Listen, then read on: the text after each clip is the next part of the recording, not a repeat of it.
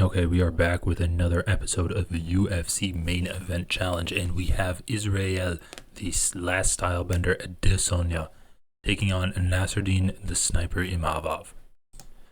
Let's break down their stats, their record, their skills, and then we'll see who is actually going to win this fight. Given name, Israel Mobolaji Aduneo Adesanya, 24 and 4, age 35 years old. He is 193 centimeters tall, 80 centimeters or 203 centimeters in reach. We can compare that to 191 centimeters tall for Nassourdine and 191 centimeters in reach. So he's definitely going to have a reach disadvantage going up against Izzy. He is 7 years younger, however, and has 15 wins, 4 losses, 1 no contest. Fighting out of Dagestan, or he's born in Dagestan, Russia, and he's fighting out of Salon de Provence, France. Let's get into their recent record. So, Nassourdine Imavov comes into the UFC and he beats Jordan Williams by unanimous decision.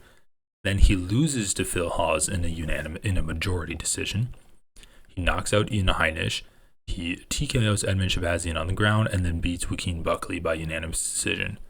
Then he fights Sean Strickland in a UFC fight night. At the main event, it was a 5-round fight. And Sean Strickland was a short notice opponent, and Sean Strickland outpointed him. He was really beating up Chris Curtis until a head clash caused it to be a no contest. Then in 2024, he had a 3-fight win streak, beating up Roman Dolidze, TKOing Jared Cannonier in round 4, and then decisioning Brendan Allen. Let's go to Israel Adesanya's record. So Israel Adesanya gets into the UFC. He wins the belt on Calvin Gastelum, unifies the belt against Robert Whittaker, beats Yoel Romero, TKOs Paulo Costa, goes up to light heavyweight, loses to Jan Blachowicz, then he beats Marvin Vettori, beats Robert Whittaker, beats Jared Cannonier. These were 3 boring fights that went to decision.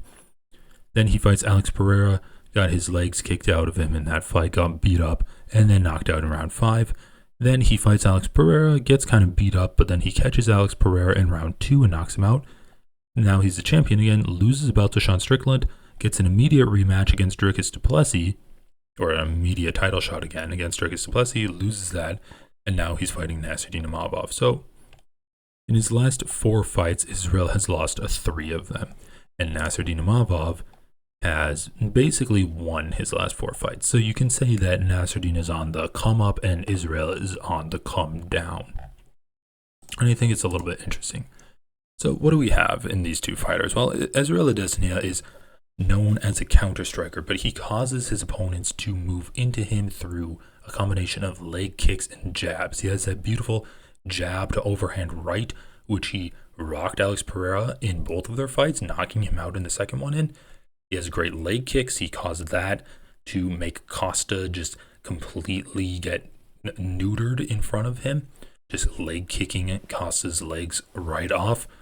He also has a great pullback hook counter. So when Costa comes in, he knocks him out. It's the same pullback hook counter that he landed on Whittaker to unify the belt.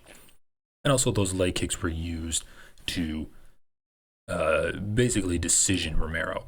When we also take a look at some of Israel's other fights, he's displayed some very good anti-grappling. Marvin Vettori was trying to grapple him. Robert Whittaker was trying to grapple him. What are his weaknesses, however? Well, his weaknesses is when his opponents are actually checking leg kicks. That's a big tool that gets taken away from him. And also, when his opponents take away his jab, that's a big tool that's taken away from him. So, he lost to Jan Blachowicz, Alex Pereira, Sean Strickland, and Dricus du Plessis. All 4 of these guys did a good job of taking away Israel Adesanya's leg kicks, and they were also pressuring Izzy. Jan Blachowicz was able to take Izzy to the ground, but he was also pressuring Izzy in the stand-up too. Alex Pereira, relentless with the pressure. Both fights. Sean Strickland, relentless with the pressure. Dricus du Plessis, relentless with the pressure. Jan Blachowicz and Dricus du Plessis also had success mixing in takedowns with the grappling. Even in fights that Israel Adesanya won, such as the Marvin Vettori fight and the Robert Whittaker rematch, both of these guys had success in the grappling, although ultimately it was not enough to secure the win. Offensively, all of these guys were just very aggressive. Sean Strickland was able to land great teep kicks to Adesanya's body, Alex Pereira was also landing good body shots on Adesanya. He was also landing jabs to Adesanya's face and kicking his legs. Sean Strickland wasn't really taking away the legs of Adesanya, but he was able to find him as Adesanya was using that great lateral movement up against the cage, and he was able to land jabs and even a straight right hand every now and then down the pipe. And when Izzy would duck to the side to land those hooks, Sean Strickland would duck with him to land a 1-2 of his own. So he was actually able to effectively counter the counter striker. Dricus du Plessis was also able to effectively pressure Adesanya and land big shots. Adesanya has a great chin, but that doesn't mean that he is invulnerable. And when he gets hit with big shots, he can get stunned. He was dropped by Sean Strickland. He was dropped by Alex Pereira. He was hurt to the body and legs by Alex Pereira.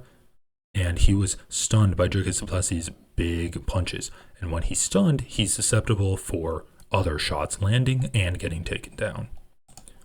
Let's take a look at Nassourdine Imavov's recent record. Well, he had this fight against Sean Strickland. It was a pretty pedestrian, regular Sean Strickland fight. Sean Strickland walked him down. It was a unanimous decision win, but it was still a pretty close fight. I believe it was like 48-47. This fight against Chris Curtis, pretty much outpointing him, going in for takedowns whenever he feels like it, and it was actually one of those takedowns which caused the head collision, which resulted in a no contest. Against Roman Dolidze, he really gets up in there in the clinch and lands good hooks. He's landing good jabs and twos. Same with the Jared Cannonier and same with the Brendan Allen fight.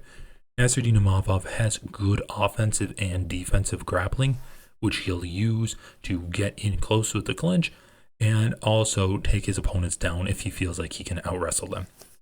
He was able to out-wrestle Brendan Allen, who a lot of people thought was going to be the better wrestler in that fight. He was also able to resist against Jared Cannonier's clinch game, which a lot of people were not expecting, Jared Cannonier included. Nassourdine Imavov has good hand speed. He's able to land punches faster than his opponents. He has a good 1-2, which rocked Jared Cannonier. It also rocked Brendan Allen and Roman Dolidze. And he does have pretty decent kicks, both in leg kicks and teep kicks. I think that if he wants to have success against Adesanya, he's going to really need to work on his leg kick defense and teep kicks to the body of Adesanya. Nassourdine Imavov also has very good footwork. He's able to move around light on his feet and maintain position to land the better punches on his opponent. When he rocked Jared Cannonier in that fourth round, even though the stoppage was suspect, he still landed a really good shot where he ducked to his right, Jared Cannonier's left, and was able to land a very nice and quick right hook to Jared Cannonier's temple, causing him to get so wobbled to the point where eventually the fight was stopped. Let's go over their attributes and see how they compare against each other. In terms of cardio, I think that Adesanya has an advantage. However, I do not see cardio taking a big role in this fight unless Adesanya is willing to commit to landing good shots to Nasourdine's body. If he can land good jabs to Nasourdine's body and good body kicks right into his stomach and liver, I think he can really slow Nassourdine out, and I think that he can outpoint him or even TKO him the longer the fight progresses. If we talk about grappling, I do think that we need to give the edge to Nassourdine Imavov. He just has had more grappling experience in the cage, and when the fight does get to the ground, he usually has the better of his opponents. We have to remember, Adesanya got outgrappled by Marvin Vettori, he got outgrappled by Jan Blachowicz, he even got taken down by Alex Pereira. None of those three are particularly known for their grappling. When we talk about the clinch game, I think that the clinch is Nassourdine Imavov's biggest advantage in this fight. He loves to make it a dirty, grimy fight, get down low, make those hooks, land fast hooks to the body, get that tie clinch, land good knees to the body or to the chin, and just grind his opponents up against the cage. I think in the dirty boxing range and in the clinch range, Nassourdine Imavov is going to have a big advantage. We have to look no further back than the Alex Pereira fight that Adesanya had in the first time, where in the clinch, Adesanya was getting chewed up by Alex Pereira, even though Adesanya was engaging in the clinch. In terms of kickboxing, I do have to give the advantage to Adesanya. I think that he just has more tools, and I think he is also more defensively sound. When we think about how this fight is going to look, I do see Nassourdine pressing forward more than Adesanya will. Even though both guys usually let their opponents come to them, in this fight, I think that it's going to play into both of their game plans if Nassourdine presses forward. For Nassourdine, I think he's going to want to get in on the dirty boxing range and be able to land good hooks to Adesanya's body and to the head, and also get past that jabbing range. I think for Adesanya, he's going to be looking for landing body kicks and looking for that counter overhand right that he loves to throw against his opponents. When they're at more of a kickboxing range, Adesanya is going to be eating up Nassourdine's legs with kicks, and he's going to be jabbing Nassourdine's face off. And I think he's going to be throwing jabs to Nassourdine's body, and it's going to be up to Nassourdine to try to move past that range to land good hooks to the body. In terms of durability, I do think that Adesanya at 35 years of age is getting older and he's getting slower. He got dropped in the Sean Strickland fight, finished by Dricus du Plessis, finished by Alex Pereira, and really beat up by Alex Pereira in their rematch. He has had 4 difficult fights now.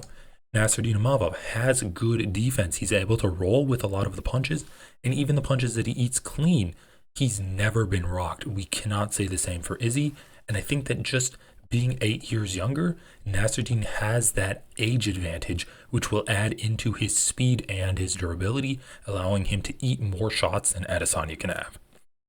In terms of power, I think both guys are pretty similar in power. I would give the slight advantage to Izzy, but I don't think it's necessarily going to matter. And in terms of footwork, I actually think that Nassourdine Imavov has the better footwork. At this point in their careers, Adesanya simply does not have the flight of foot that he's going to need to be able to really maneuver himself out of positions and rely a lot on his footwork rather than his head movement and guard to defend against shots. Adesanya is great at backing up to the cage and then skating to either side to avoid his opponent's pressure. However, Nassourdine just has footwork on another level where he's able to quickly take angles on his opponents and land big, powerful shots, rocking them from angles they weren't expecting. While I think the footwork is close, I am giving the slight advantage to Nassourdine.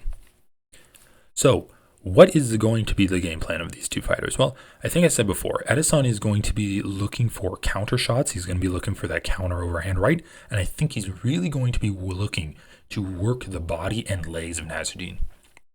He's going to want to use his cardio advantage and try to parlay that into a victory. And even though he doesn't have a style such as Merab, where he's just continuously pushing his opponent down and making his opponent work, instead what he's going to do is try to hurt his opponent's cardio by punching them. That is a valid strategy. I think I think that's a winning strategy for Adesanya if he just stays on his jab and will throw those hooks if Nassourdine never gets in too close, to make him pay for coming in recklessly, and then he just chews up those legs, chews up the body, keeps working that jab. I think he can win the fight that way. Nassourdine Imavov is going to have to come in close and make it a dirty, grimy fight. He's going to have to at least get into the dirty boxing range where he can land his tight, fast hooks that he is famous for. Because even though he has a great 1-2, which I think will find a home on Adesanya every now and then throughout the fight, I simply don't think that 1-2 is going to be enough for him to knock Adesanya out or outpoint him on the scorecards. Nassourdine Imavov is going to have to follow the playbook of the other fighters that have beaten Adesanya, Alex Pereira, Sean Strickland, Dricus du Plessis, who come in with a slow but grinding style of constant pressure. And I think Nassourdine Imavov does have the tools to do this. Work that front teep kick to Adesanya's body. Keep your head movement loose so that you can time those counter shots that Adesanya lands or throws, and when he throws them, duck and then throw counters of your own. Sean Strickland has pillow hands and he almost knocked out Adesanya. I think that Nassourdine Imavov can really hurt Adesanya if he gets into those close, dirty boxing ranges. And I also think that Nassourdine Imavov has a grappling advantage to the point where getting in close is going to be another tool for Nassourdine to actually be able to affect the fight. If he can duck underneath some of these big punches that Adesanya throws, grab takedowns, either take Adesanya to the ground or just take his back and start throwing knees to the back of the leg or those hammer punches to the side of the head. I think those are ways that he can tire Adesanya out and start winning rounds. So that brings me to my official prediction. While I think Adesanya has the advantage in kickboxing, he has more skills, he has better strategy, and he has all of the tools that he needs to win the fight. I also think that Nassourdine Imavov has all of the tools that he needs to win the fight. And I'm going to side with the younger fighter here. I think he's moving better than Adesanya. I think he can take a bigger punch than Adesanya. I think he hits just as hard as Adesanya. And I think even though Adesanya has a clearer path to victory, Nassourdine Imavov can work hard to find a path to victory, tire Adesanya out, beat him up in the clinch, hurt him, and either win a decision or TKO the former champion. And this is a big step up for Nassourdine. I don't think the version that fought Brendan Allen can beat Adesanya, but I think the version that's been training for the last 6 months can step in and beat the former champion, especially when the last stylebender is on a decline. So my official prediction for this fight is going to be Nassourdine Imavov by decision.